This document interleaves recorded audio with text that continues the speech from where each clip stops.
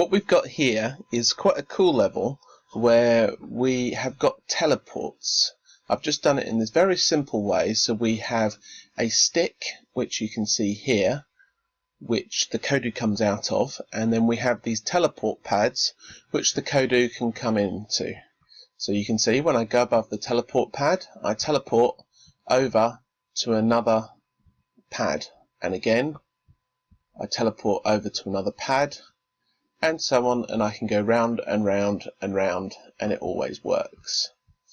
You might see some funny scores cropping up.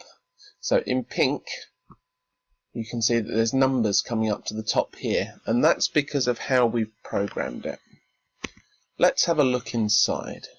So first of all, the Kodu is very, very simple. It's just moving around, so this is nothing to do with the Kodu at all. But what you will notice about the Kodu is it's got a slight green tinge around it, which means it's a creatable. So you get to that by saying change settings and creatable here.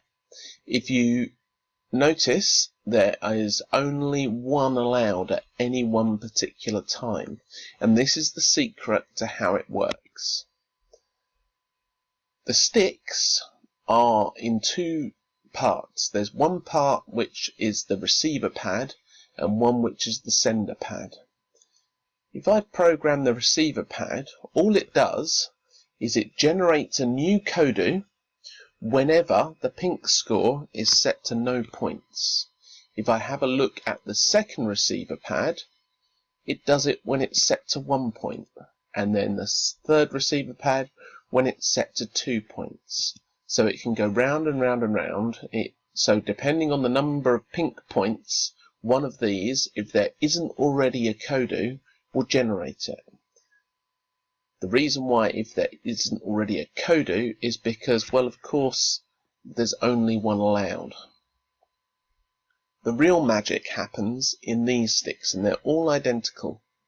So if I have a look, first of all we close it, that's just for show, and we say if we bump into a Kodu, add 1 to the pink points, and then destroy the Kodu. I'll come to the last line in a moment. So our Kodu comes along, he bumps into the stick, and then it adds 1 to the pink points and destroys the Kodu. The pink points are now 1, which means that this stick, rather than this one, will create the Kodu.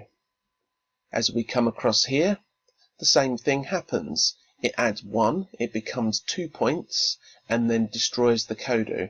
And this stick, as we can see, when it's 2 points, will create a Kodu. Now, the last one is a bit of a problem, because what happens when we get to 3 points? We could sort of just add 3 points to this one, but then it would go on forever. So this is where our last line comes in. We say if the pink points are greater than or equal to 3, set them back to 0.